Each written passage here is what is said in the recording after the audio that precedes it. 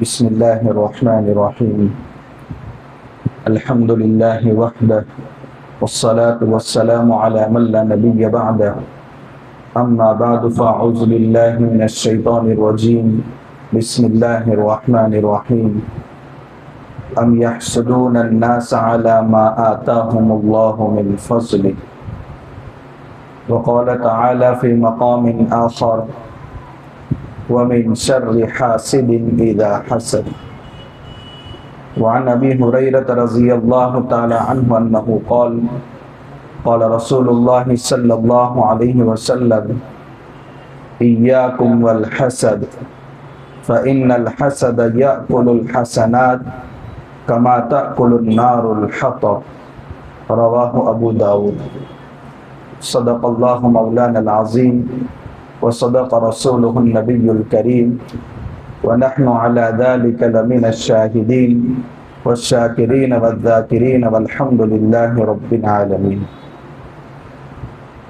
قابل احترام بزرگان دین، ایک انسان بیمار ہے مگر اس کو بیماری کا احساس نہیں ہے، تو کبھی وہ اپنی بیماری کا اظہار کسی ڈاکٹر کے سامنے کرنے والا نہیں، اور جب تک بیماری کا اظہار نہیں کرتا اس کا علاج ہوتا نہیں۔ بے شمار بیماریاں ہیں، ان میں آج ہمارے سماج میں ایک خطرناک مہلک کینسر سے بھی زیادہ بھیانک جو بیماری پھیل رہی ہے، جس کو عربی میں اور اردو میں حسد کہا جاتا ہے، انگریزی میں جیلیسی کہا جاتا ہے، گجراتی میں اس کو عرشا کہتے ہیں، اور مراٹھی میں شدھ مراٹھی میں اس کو متسر کہتے ہیں، اور عام بول چال میں اس کو ہیوا کہتے ہیں۔ ہیوا کروں نکا، حسد سے بچو، حسد مت کرو، ہیوا ہی وائٹ سوئی آہے، حسد ایک بری چیز ہے۔ ہیوا ہی کہتے ہیں، مراٹھی میں کیا کہتے ہیں؟ حسد کو، جلن کو غالباً ہیوا ہی کہتے ہیں۔ تو یہ ایک ایسی بیماری ہے کہ جو ہمارے معاشرے کو بھی کھا رہی ہے۔ عداوت عروج پر ہونا، اپنے آپ کو بڑا سمجھ کر چھوٹوں پر ظلم کرنا، یہ ساری اس بیماری کا نتیجہ ہوتا ہے۔ اللہ تبارک و تعالی نے جس کو بھی کوئی نعمت عطا فرمائی ہے اس کے ساتھ حسد ضرور ہوتا، اس لیے جس پر حسد نہ ہو اس میں کوئی خیر نہیں ہے، اور جو محسود نہیں ہے وہ عظیم نہیں ہے۔ ایک ہے حسد کرنے والا جس کو حاسد کہا جاتا ہے، اور ایک وہ شخص ہے جس کے اوپر حسد کیا جا رہا ہے، اس کو محسود کہا جاتا ہے۔ یعنی جو محسود نہیں وہ عظیم نہیں، یعنی جس پر حسد نہ ہو وہ بڑا آدمی ہو ہی نہیں سکتا۔ آدمی بڑا ہو تبھی تو اس کے اوپر حسد ہوتا ہے، تو جو محسود نہیں وہ عظیم نہیں۔ اس دنیا میں سب سے بڑا انسان اور عظیم انسان اگر کوئی ہے تو میرے اور آپ کے آقا محمد رسول اللہ صلی اللہ علیہ وسلم۔ سب سے زیادہ حسد اگر کسی پر ہوا ہے تو اللہ کے نبی صلی اللہ علیہ وسلم۔ منافقین کی طرف سے بھی، یہودیوں کی طرف سے بھی، اپنوں کے طرف سے بھی، پرایوں کی طرف سے بھی اگر حسد ہوا ہے تو اللہ کے نبی صلی اللہ علیہ وسلم پر ہوا۔ حتیٰ کہ قرآن کریم کی 11 آیتیں نازل ہوئی ہیں جب یہودی لبید ابن عاصم کی بیٹیوں نے آپ کے بال لے کر کے جادو کیا تھا۔ 11 گرہیں لگائی تھی، حضور ایک ایک آیت پڑھتے تھے اور ایک ایک گرہ کو کھولتے تھے، اس لیے سورہ فلق اور سورہ ناس کی ملا کر 11 آیتیں بنتی ہیں۔ یہ حضور کے جادو کو توڑنے کے لیے اللہ تبارک و تعالیٰ نے اتاری تھی۔ حضور کو حسد کی بنیاد پر کھانے میں زہر بھی دیا گیا، اور اس زہر کا اثر حضور کو موت کے قریب بھی محسوس ہو رہا تھا۔ حضرت عائشہ رضی اللہ تعالیٰ عنہ سے فرما رہے ہیں مجھے اس زہر کی وجہ سے تکلیف ہو رہی ہے جو مجھے بکری کے گوشت میں دیا گیا تھا۔ تو انسان جتنا عظیم ہوتا ہے اس پر حسد بھی اتنا زیادہ ہوتا ہے۔ خود حضور کی مثال ہمارے سامنے ہے۔ امام بخاری رحمۃ اللہ علیہ کے آپ حالات پڑھیں گے، حاسدین کی بہت لمبی فہرست ہے۔ امام ابو حنیفہ رحمۃ اللہ علیہ، ان کی وفات کے بعد آج بھی حاسدین موجود ہیں۔ حضرت امیر معاویہ رضی اللہ تعالیٰ عنہ، جن کی عمارت اور بادشاہت بے مثال تھی، 20 سال عمارت کے منصب پر فائز رہے، تو آج بھی ان کے سب سے زیادہ حاسدین ہیں۔ تو جب جب اللہ کی طرف سے نعمتیں ملتی ہیں ان پر حسد کرنے والے بھی ہوتے ہیں۔ آج انشاءاللہ ہم سمجھیں گے کہ یہ بیماری کی حقیقت کیا ہے، یہ بیماری ہم سب کے دلوں میں کب پیدا ہوتی ہے اور اس کا علاج ہمیں کیسے کرنا چاہیے۔ یہ بہت بھیانک بیماری ہے، اللہ ہم سب کی اس سے حفاظت فرمائے۔ موت کا جھٹکا لگنے پر پتہ چلے گا انسان کو کہ میں کتنے خطرناک کینسر کے اندر مبتلا تھا، جس نے میرے نامہ اعمال کی ساری نیکیوں کو خالی کر دیا۔ اس لیے عربی میں حسد کہا جاتا ہے تمنا زوال غیر النعمہ، اپنے علاوہ کی نعمت کے ختم ہونے کی تمنا کرنا۔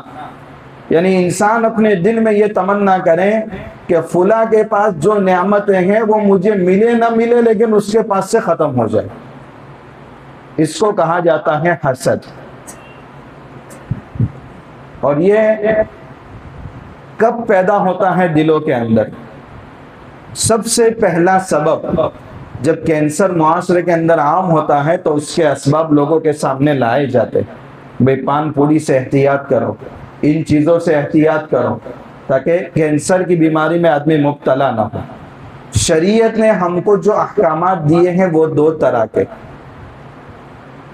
کچھ ہیں مامورات اور کچھ ہیں منکرات۔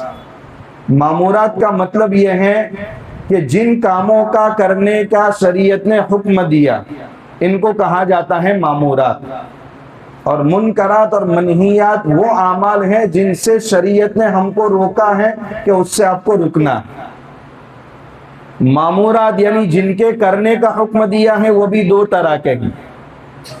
نمبر ایک، ایسے اعمال جو ظاہری ہیں اور شریعت نے ان کے کرنے کا حکم دیا ہے، نماز پڑھو، روزہ رکھو، زکوٰۃ دو، حج کرو، یہ ایسے مامورات ہیں جو ظاہری ہیں۔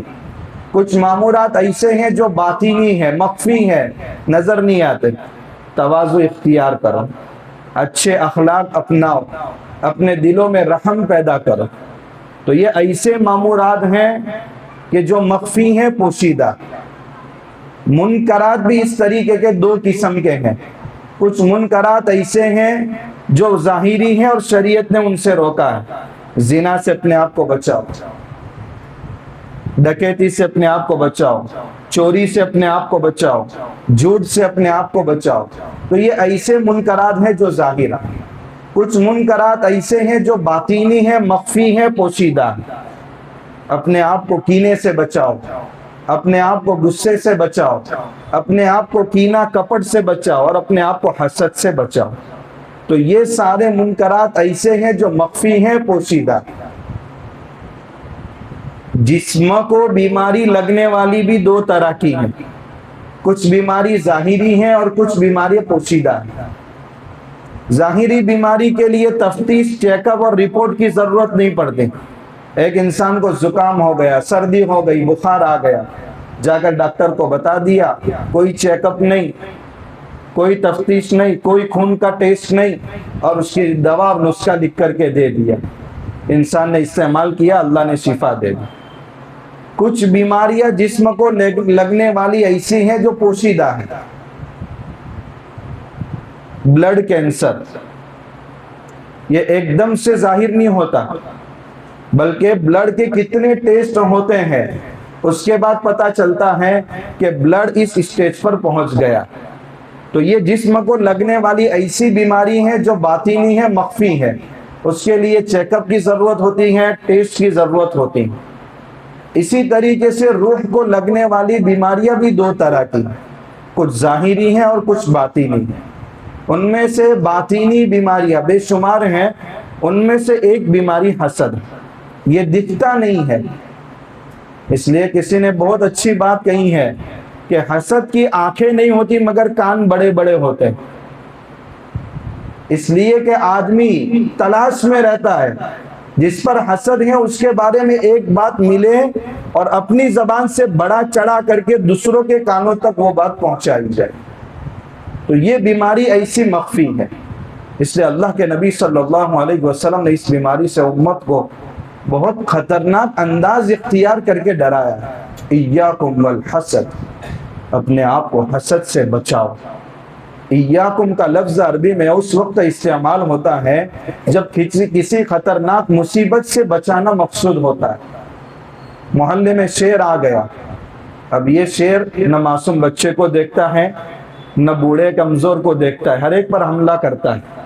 تو عرب میں مشہور تھا جب شیر آتا تھا تو آواز لگائی جاتی تھی، ایاکم والاسد، شیر سے اپنے آپ کو بچاؤ، شیر آ گیا ہے پھاڑ کھائے گا، اپنے آپ کو بچاؤ، تمہارا زندہ رہنا مشکل ہے۔ اللہ کے نبی صلی اللہ علیہ وسلم نے وہی انداز اختیار کیا، ایاکم والحسد، اپنے آپ کو حسد سے بچاؤ۔ کیوں بچاؤ؟ آگے حضور نے فرمایا فَإِنَّ الْحَسَدَ يَأْكُلُ الْحَسَنَاتِ كَمَا تَأْكُلُ النَّارُ الْحَطَبَ، حسد نیکیوں کو ایسے کھا جاتا ہے جیسے آگ لکڑی کو کھا جاتی۔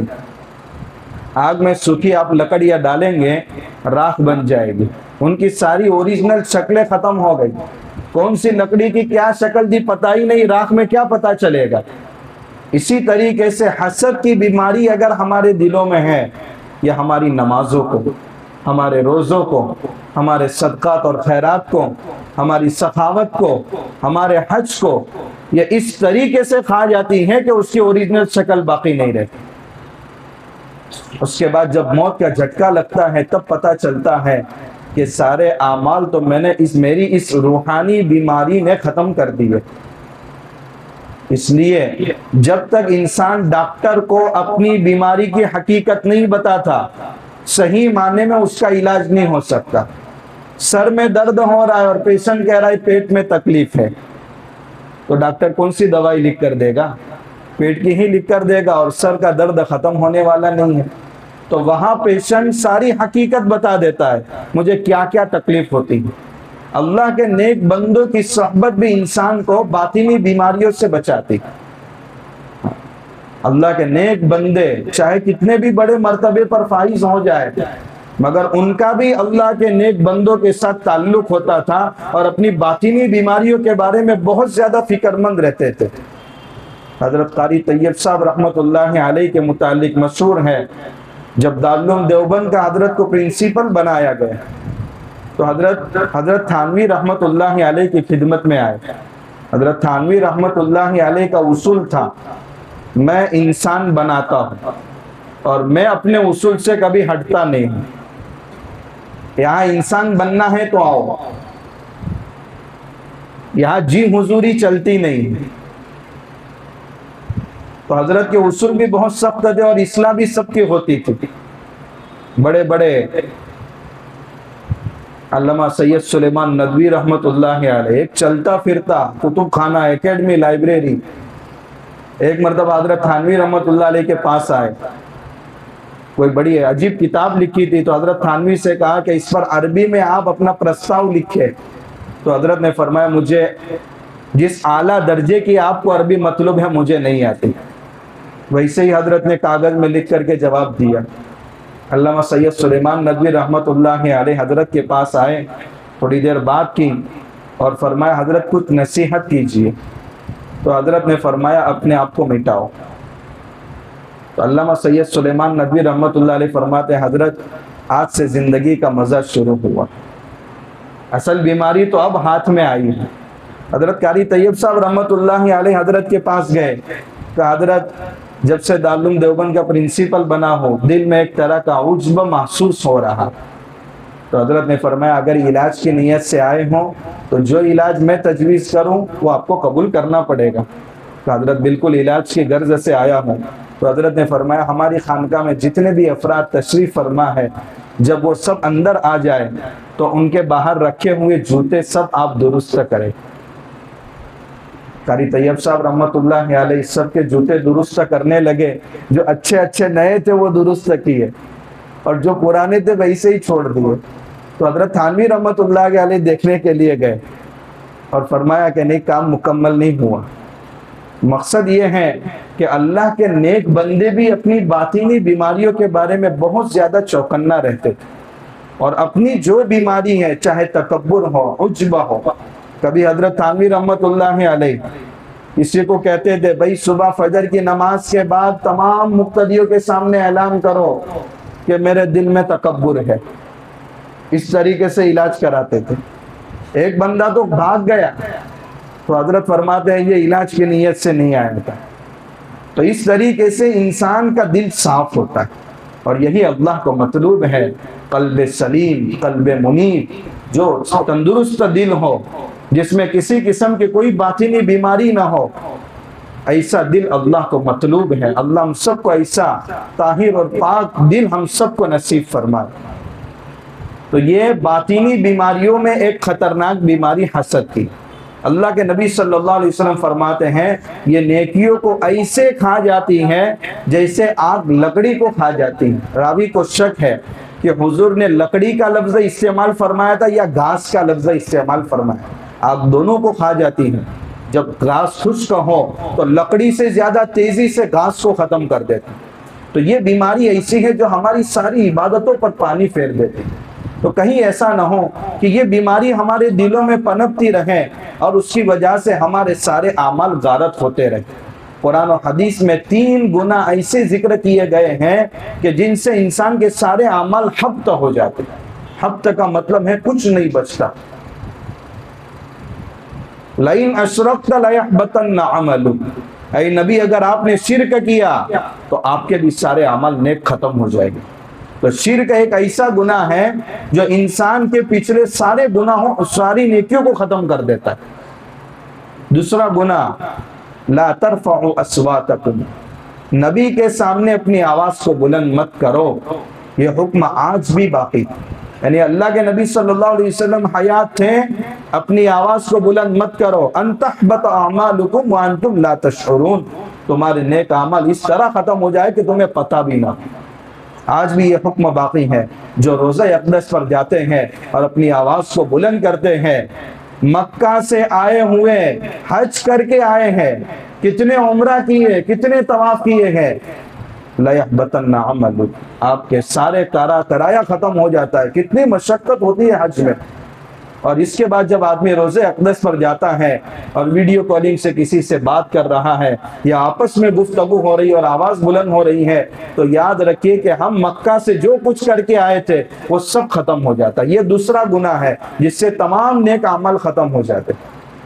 اور تیسرا گناہ، ایاکم والحسد، حسد سے اپنے آپ کو بچاؤ، اس لیے کہ یہ نیکیوں کو ایسے کھا جاتا ہے جیسے آگ لکڑی کو یا گھاس کو کھا جاتی ہے۔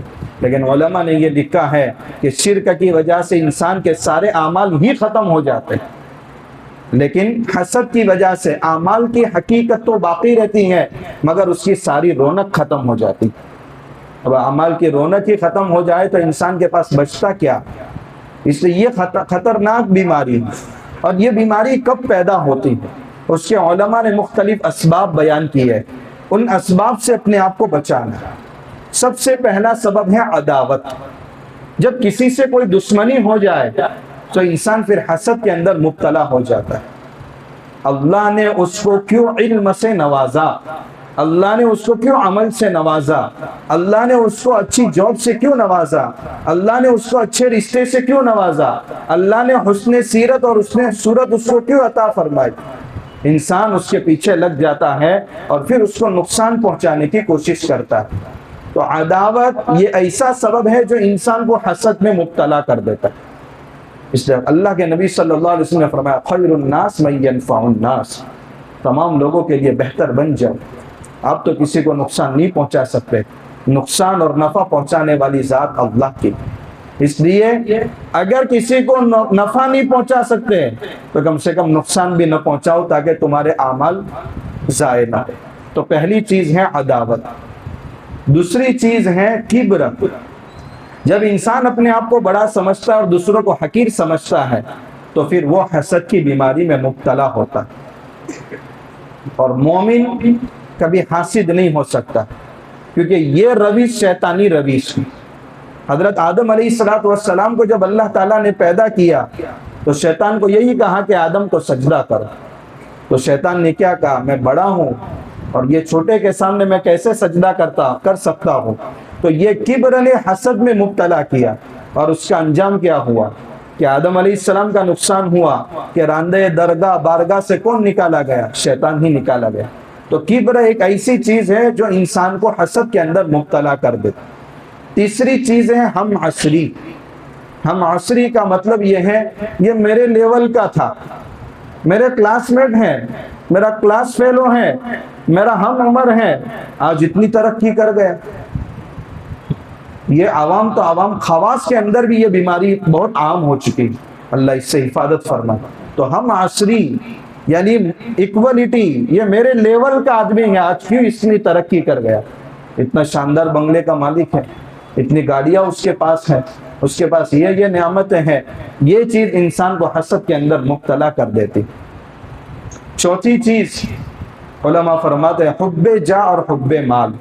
جب مال کی اور عہدے کی محبت ہوتی ہے تو پھر انسان حسد کے اندر مبتلا ہو جاتا ہے اور اس کے حصول کے لیے ہر طرح کے کام اپنا دیتا ہے۔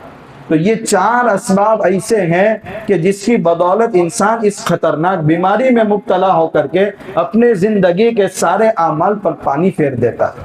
اللہ اس سے ہم سب کی حفاظت فرمائے۔ کچھ علماء کے حسد کے بارے میں بڑے خطرناک اقوال ہیں۔ حضرت امیر معاویہ رضی اللہ تعالیٰ عنہ فرماتے ہیں، اگر کوئی مجھ سے ناراض ہو جائے تو میں اس کو راضی کر سکتا، لیکن کوئی مجھ سے حسد میں مبتلا ہو جائے تو میں موت تک اس کو راضی نہیں کر سکتا۔ یہ ایک ایسی بیماری ہے کہ سامنے والے کو راضی کرنا ہی ممکن نہیں۔ حضرت محمد ابن سیرین رحمت اللہ علیہ، جنہوں نے کتاب لکھی ہے تعبیر الرؤیا، انسان جو خواب دیکھتا ہے، خواب میں کیا کیا چیزیں دیکھتا ہے، اس کی کیا تعبیر ہے، وہ فرماتے ہیں کہ الحمدللہ زندگی پر میں نے کسی پر حسد نہیں کیا۔ کیوں نہیں کیا؟ اس کی وجہ انہوں نے بتائی۔ کہا اگر میں کسی پر حسد کر رہا ہوں اور وہ جنت میں جانے والا ہے تو میرا حسد مجھے ہی نقصان پہنچائے گا، اور اگر میں کسی پر حسد کر رہا ہوں اور وہ جہنمی ہے تو میرا جہنمی پر حسد کرنا بیکار، تو میں کیوں اس کے اوپر حسد کروں؟ اس لیے میں نے زندگی میں کبھی کسی کے اوپر حسد نہیں کیا۔ اس لیے حسد کی آگ میں جل کر کباب بننا اس سے بہتر ہے کہ محبت کی فضا میں کھل کر کے گلاب بننا۔ حسد کی آگ میں جل کر کے کباب بننا اس سے بہتر ہے محبت کی فضا میں کھل کر کے گلاب بننا۔ ہمارے معاشرے میں انشاءاللہ ہم اسی فضا کو عام کریں گے۔ حسد اتنا بھیانک گناہ کیوں ہے؟ اس کا جواب یہ ہے کہ حسد کی وجہ سے، اس گناہ کی وجہ سے انسان ڈائریکٹ اللہ پر اعتراض کرتا ہے، کیونکہ ساری تقسیم نعمتوں کی یہ کس کی طرف سے؟ اللہ کی طرف سے۔ انسان حسد کی بیماری میں مبتلا ہو کر کے یہ اپنی زبان حال سے کہتا ہے، اے اللہ یہ نعمت کا حقدار میں تھا، تو نے اس کو کیوں دی؟ تو یہ کس کے اوپر اعتراض کر رہا ہے؟ اللہ کی ذات پر اعتراض کر رہا ہے، اور اللہ کی ذات پر اعتراض کرنے والا کبھی بچ نہیں سکتا۔ حسد میں فائدہ کس کا ہے؟ فائدہ تو کسی کا نہیں ہے، لیکن نقصان کس کا ہے؟ ایک حاسد ہے، ایک محسود ہے۔ ایک وہ شخص ہے جو حسد کرتا ہے، جس کو حاسد کہتے ہیں، اور ایک وہ شخص ہے جس کے اوپر حسد کیا جاتا ہے، اس کو محسود کہتے ہیں عربی میں۔ وہ شخص ہے جس کے اوپر حسد کیا جائے۔ محسود کا تو اتنا نقصان نہیں ہوتا جتنا نقصان حاسد کا ہوتا۔ اس لیے حسد سے بچنے کے اسباب کیا ہیں؟ ہم اپنے آپ کو اس بیماری سے کیسے بچائیں؟ لِكُلِّ دَاءٍ دَوَاءٌ، ہر بیماری کے اللہ نے علاج اتارا۔ آپ قرآن و حدیث کے اندر غور کریں گے تو بہت سارے اسباب آپ کو ملتے ہیں کہ جس کی بنیاد پر آدمی میں حسد پیدا ہوتا ہے، اور اس کا علاج بھی آپ کو ملتا۔ سب سے پہلی بات، اگر اپنے آپ کو حسد سے بچانا ہے تو یہ سوچو، رفعت الاقلام وجفت الصحف، جن قلموں نے تقدیر لکھی ہے وہ سارے قلم بند کر دیے گئے، اور جن صحیفوں میں تقدیر لوگوں کی لکھی گئی ہے وہ صحیفے خشک ہو چکے ہیں، اب اس میں رتی برابر اضافہ ہونے والا نہیں ہے اور نہ اس میں کسی قسم کی کمی ہونے والی نہیں ہے۔ جب اللہ نے ہر ایک کی حصے کی نعمتیں لکھ دی ہیں، اب اس میں کمی بیشی نہیں ہو سکتی۔ میں حسد کر کے کیا اس میں کمی کر سکتا ہوں؟ الٹا میرا نقصان ہو رہا ہے۔ ایک اللہ پر اعتراض ہو رہا ہے، دوسرا اس آگ میں جل کر کے بسا اوقات انسان ڈپریشن کا شکار ہو جاتا ہے، تو اس میں نقصان حسد کرنے والے کا ہی۔ ایک لطیفہ یاد آ گیا، کسریٰ کے دربار میں ایک مچھیرا 4 کلو کی بڑی مچھلی لے کر آیا اور بادشاہ سلامت کو پیش کی۔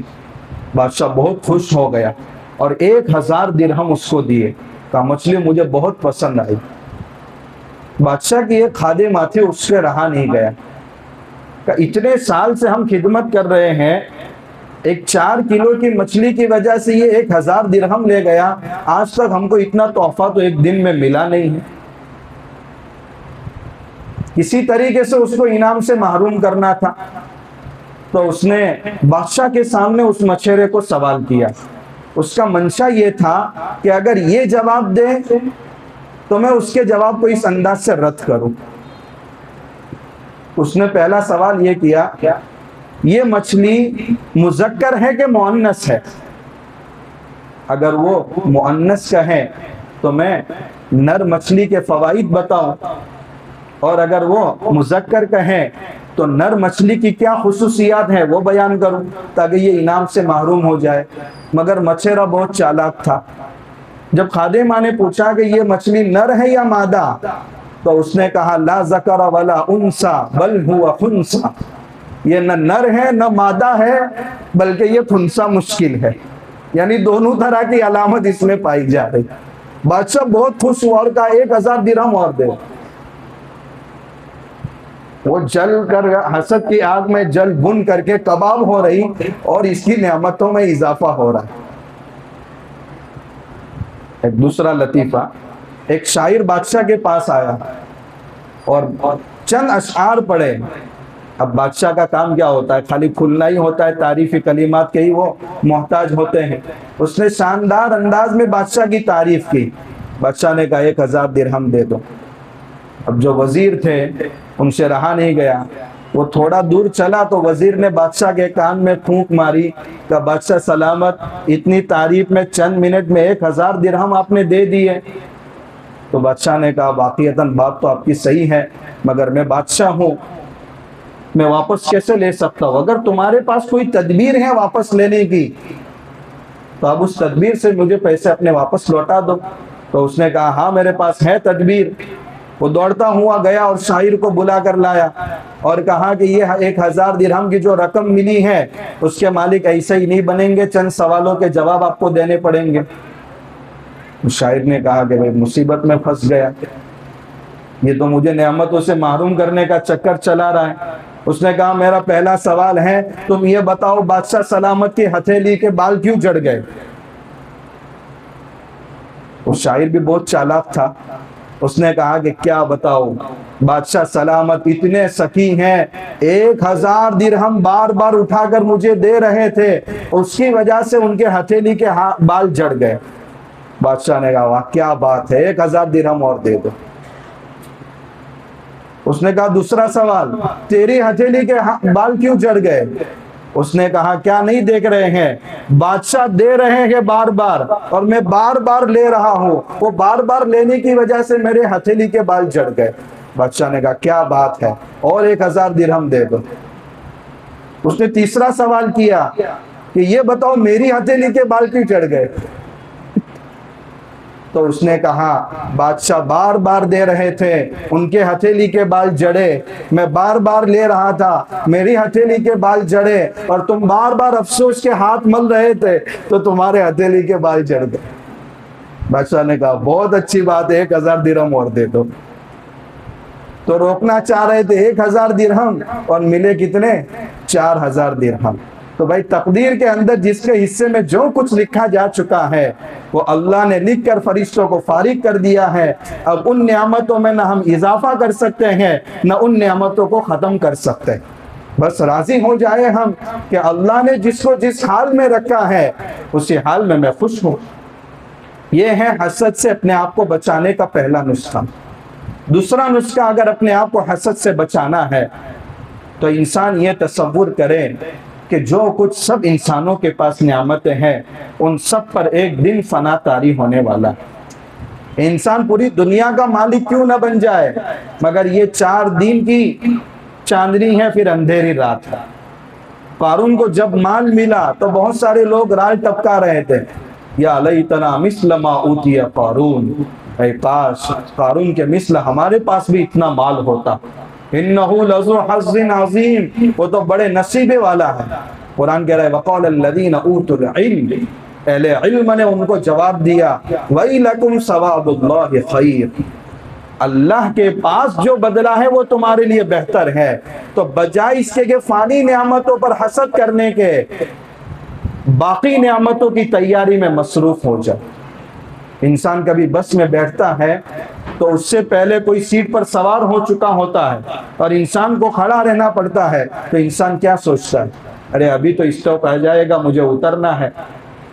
تو بس اسی طریقے سے کسی کو نعمت مل گئی تو انسان یہ سوچے کہ بھئی ابھی تو مجھے آخرت میں جانا ہے اور اس سے بڑی نعمتیں مجھے ملنے والی ہیں، یہ تو ختم ہو جائے گی اور وہ تو باقی رہے گی۔ تو اپنے آپ کو حسد کی بلا میں مبتلا کر کے اپنی آخرت کی نعمتوں سے اپنے آپ کو بے فکر مت کرو، بلکہ یہ سوچو کہ مجھے تو ان نعمتوں کی تیاری کرنا ہے جن پر کبھی فنا طاری نہیں ہوگا۔ تیسرا نسخہ یہ ہے کہ دنیاوی امور میں اپنے سے کمتر لوگوں کو دیکھو۔ اللہ نے مجھے پکا مکان دیا ہے تو کچے مکان میں رہنے والوں کو دیکھو کہ اللہ تیرا شکر ہے کہ میں پکے مکان میں تو رہ رہا ہوں۔ 2 وقت کا کھانا نصیب ہے تو ان لوگوں کو دیکھو کہ جن کو 1 وقت کا کھانا بھی بڑی مشقتوں کے بعد اس کا انتظام ہوتا ہے، تو اللہ کا شکر ہوگا اور حسد کی بیماری سے اپنے آپ کو بچا پائے۔ شیخ سعدی رحمت اللہ علیہ کا بارہا واقعہ میں سنا چکا ہوں۔ ایک مرتبہ ایسا موقع آیا زندگی میں کہ پیروں میں جوتے ہی نہیں تھے۔ اتنا غم ہوا کہ یا اللہ یہ میرے اوپر کیا حالات آئے ہیں کہ میرے قدموں میں جوتے نہیں اور جوتے خریدنے کی طاقت نہیں۔ جمعہ کی نماز کے لیے تشریف لے گئے، جب جمعہ پڑھ کر کے باہر نکلے ہیں تو دیکھا کہ صحن میں ایک بندہ ایسا بیٹھا ہوا ہے جس کے دونوں پیر ہی نہیں ہیں۔ کہا اللہ تیرا شکر ہے کہ میرے پاس تو جوتے نہیں ہیں، یہ کیسا بندہ ہے کہ اس کے پاس دونوں پیر ہی نہیں ہیں۔ اس لیے جب نفس حسد کی بیماری میں مبتلا ہونے لگے کبھی جنرل وارڈ میں بھی چلے جانا چاہیے کہ اللہ لاکھوں کا خرچ کرنے کے بعد، کروڑوں کی دولت لٹانے کے بعد نہ کھانے کی طاقت ہے، نہ بستر سے اٹھنے کی طاقت ہے، نہ بیماری کو دور کرنے کی طاقت ہے۔ آج کتنی بیماریوں سے آپ نے مجھے بچایا ہے، میں اچھی طرح پھر رہا ہوں، اچھی طرح سو رہا ہوں، اللہ کا کتنا شکر ہے۔ تو حسد کی بیماری سے بچنے کا تیسرا نسخہ یہ ہے کہ اپنے سے کمتر لوگوں کو دنیاوی امور میں دیکھو اور اخروی امور میں اپنے سے اوپر کے لوگوں کو دیکھو۔ یہ کیسے لوگ ہیں، کتنی بڑی تیاری انہوں نے آخرت کے لیے کر رکھی ہے، تو شوق پیدا ہوگا اور نیک اعمال پر قناعت نہیں ہوگی بلکہ آگے بڑھنے کا شوق پیدا ہوگا۔ اس لیے کہا گیا حسد صرف 2 چیزوں میں جائز ہے، ایک اس شخص پر جس کو اللہ تعالیٰ نے علم کی نعمت سے نوازا ہو اور انسان یہ سوچے کاش میں بھی ایسا عالم دین ہوتا، اور ایک وہ شخص ہے جس کو اللہ نے مال کی نعمت سے نوازا ہو اور وہ لوگوں کے درمیان خوب سخاوت کرتا ہو، تو انسان دل میں یہ تمنا کرے کاش اللہ تعالیٰ مجھے بھی مال دیتا تو میں اللہ کے راہ میں اس طریقے سے لٹاتا۔ یہ حسد، اس کو کہتے ہیں غبطہ، رشک کرنا، مگر غبطہ، رشک اور حسد دونوں کی بارڈریں بہت قریب قریب ہیں، جیسے غیرت اور تکبر کی غیرتیں بہت قریب قریب ہیں۔ اس لیے جب تک اہل اللہ کی صحبت میں نہیں جاتے تب تک انسان تکبر کو غیرت سے تعبیر کرتا ہے، اور حسد کو بھی رشک کی تعبیر کر کے اس کو جواز کی شکل میں لانے کی کوشش کرتا ہے۔ یہ نفس بہت زیادہ چوکنا ہے، انسان کو کبھی صحیح راہ پر آنے نہیں دیتا۔ اس لیے یہ تیسرا نسخہ ہے کہ دنیاوی امور میں اپنے سے کمتر لوگوں کو دیکھو تو حسد کی بیماری سے انشاءاللہ اللہ ہمیں محفوظ رکھے۔ چوتھا نسخہ اس کا یہ ہے کہ جس کے بارے میں دل میں حسد پیدا ہو رہا ہو، تنہائی میں اس کے بارے میں اللہ سے دعا کرو، چاہے دل نہ چاہے مگر دل میں دعا کرو کہ اللہ اس کی نعمتوں میں اور اضافہ فرما، اور لوگوں کے سامنے اس کی تعریف کرو، چاہے دل نہ چاہے مگر کہو بہت اچھا آدمی، چاہے بتکلف زبان سے الفاظ نکل رہے ہوں دل راضی نہ ہو، اس کے باوجود جس کے بارے میں حسد دل میں پیدا ہوا ہے اس کی تعریف کرو، انشاءاللہ اس بیماری سے اپنے آپ کو بچا پائے گا۔ اور یہ بیماری سے بچنا کیوں ضروری ہے، کتنی خطرناک بیماری۔ اور پانچواں نسخہ یہ ہے کہ معوذتین یعنی سورہ فلق اور سورہ ناس اس کے پڑھنے کا خوب اہتمام کرو۔ اللہ ہم سب کو حسد سے بھی بچائے، حاسد بننے سے بھی بچائے اور محسود بننے سے بھی بچائے۔ یعنی انسان جب محسود بن جاتا ہے تو بہت ساری تکلیفوں کا اس کو سامنا کرنا پڑتا ہے۔ آج کل ویسٹرن کلچر کو دیکھتے ہوئے بہت ساری نعمتوں کا ہم اظہار کرتے ہیں، ایک مکان اچھا بنا لیا، بہت بڑا فنکشن ہو رہا ہے، معمولی گھر میں کوئی خوشی کا موقع ہے، بہت بڑی بڑی لمبی دعوتیں ہو رہی ہیں، ایسے موقع پر ایسے لوگ شریک ہو جاتے ہیں کہ انسان ان کی بد نظر سے اپنے آپ کو بچا نہیں پاتا، اور پھر اس کی وجہ سے وہ حسد کا شکار ہو کر کے پریشان ہو جاتا ہے۔ اس لیے انسان کو چاہیے کہ قل اعوذ برب الفلق اور قل اعوذ برب الناس روزانہ پڑھے، فجر کی نماز کے بعد پڑھے، مغرب کی نماز کے بعد پڑھے، بلکہ ہر نماز کے بعد حضور پڑھا کرتے تھے، تو انسان محسود بننے سے بھی بچے گا۔ تو 5 نسخے ایسے بتائے کہ جس سے حسد کی بیماری سے انسان اپنے آپ کو بچا پائے گا، اور ایک نسخہ ایسا ہے کہ ہمارے اوپر کوئی حسد نہ کر سکے، اس کے لیے ہے معوذتین پڑھو، اور اپنی نعمتوں کا خواہ مخواہ اظہار بھی نہیں کرنا چاہیے۔ اللہ کے نبی صلی اللہ علیہ وسلم کی روایت کا خلاصہ ہے کہ اپنی نعمتوں کو چھپا کر کے اپنے مقصد میں کامیابی حاصل کرو۔ اس لیے حضرت یعقوب علیہ السلام جب اپنے بیٹوں کو غلہ لینے کے لیے مصر بھیجا تھا تو کیا نصیحت کی تھی؟ یا بنی لا تدخلوا من باب واحد، اے میرے بیٹوں ایک دروازے سے سب ایک ساتھ داخل مت ہونا، کیونکہ تمہارا تعلق نبوت کے خاندان سے، اور جب سب ایک بائی شان و شوکت کے ساتھ ایک دروازے سے داخل ہوں گے، ہو سکتا ہے کوئی حسد میں مبتلا ہو جائے اور اس کی بری نظر تم کو لگ جائے۔ وَدْخُلُوا مِنْ أَبْوَابٍ مُتَفَرِّقَةٍ، بلکہ الگ الگ دروازوں سے داخل ہونا۔ یہ قرآن اشارہ کر رہا ہے کہ ہر جگہ ہر نعمت کو ظاہر نہیں کرنا چاہیے، ورنہ انسان پھر محسود بن جاتا ہے۔ اس لیے دعا کرنی چاہیے کہ اللہ ان اسباب سے بھی ہماری حفاظت فرمائے کہ جس سے انسان حسد جیسی بہت خطرناک بیماری کے اندر مبتلا ہو جاتا ہے۔ اللہ حاسد بننے سے بھی بچائے اور اللہ تعالیٰ محسود بننے سے بھی ہم سب کو بچائے۔ دوسری اہم بات ہے کہ 20 تاریخ